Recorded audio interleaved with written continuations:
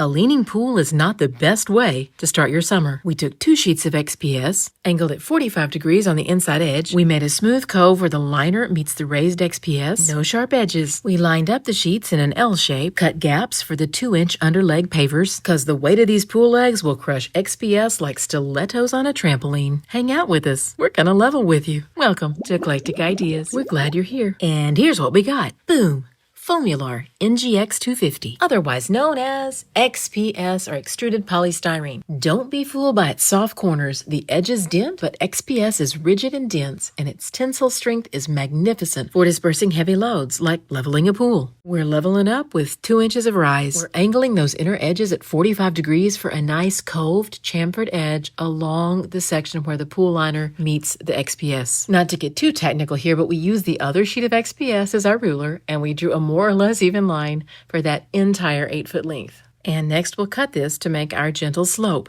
And yeah, you could use something sensible like a hot wire cutter or a utility knife, but we opted for the kitchen knife. And we seriously didn't stress about this edge being perfect. We were careful not to lose any fingers as we bevel this edge so the vinyl liner can just ease up over the XPS. We needed a sharper knife. The struggle was real. But as long as you hack this reasonably well and get an edge something like this, you're good to go. If you're a perfectionist, you'll love a hot wire cutter, but it takes an outlet, and we didn't have one. Grab somebody to lift one side of the pool, preferably the one who cut the XPS for you, and slide that 4-foot wide, 8-foot long sheet under our 16-foot by 42-inch bestway pool. With a bit of finagling, we got the rectangular slab under our round pool, and the angled edge faces inward. On the other side of the pool lifting person, I'm laying this slab vertically.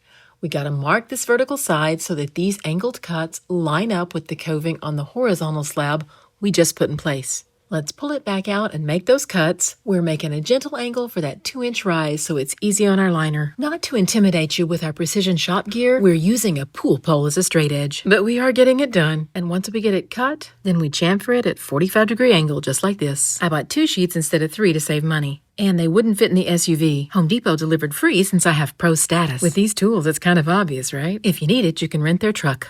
Now the chamfered side is going under, all nice and angled toward the inside of the pool. And this is the furthest one, and we chamfered this one on both edges so they line up. We cut on the wrong side. It's far from the patio, so we won't see it. It's gonna level the same, printing or no printing, but you'll know not to do that. A single-handed deadlift for the win, and our last piece for this side is in place. Both the chamfered edges make a nice cove and cozy right up to each other. And this will allow our liner to just snuggle right up and ease up that 2-inch lift without any damage to the liner. Look at our adorable little cove. We've got rectangular slabs of XPS under a round pool. See this gap? This XPS needs to stick out a bit further because when the pool is full, this liner's gonna bulge by about 2 inches. So no gaps allowed. Don't drive your liner over the edge. And here you can see that we've scored out where we're gonna cut the XPS to allow for our pavers. So we're just cutting out paver notches. Just lift away that notched out foam, and at this point you can make adjustments because the pool is empty and pull that XPS toward you a little more. And we just nestled our paver into that slot. These 2-inch pavers were loitering around our house, so we just put them to work. And we're finally getting a leg up on leveling. With our feet firmly planted, here's a look at the XPS and the inlaid paver stones. And this section of pool back here is now up 2 inches, and it's firm and steady. I was afraid the legs were going to give away the way it was before. In fact, for winter, we just drained it down halfway so that it didn't add that much pressure to the pool legs until we could get this installed in the spring. Now we're coming up on that gap I showed you earlier, and if you notice how much closer that bulge is now to the edge.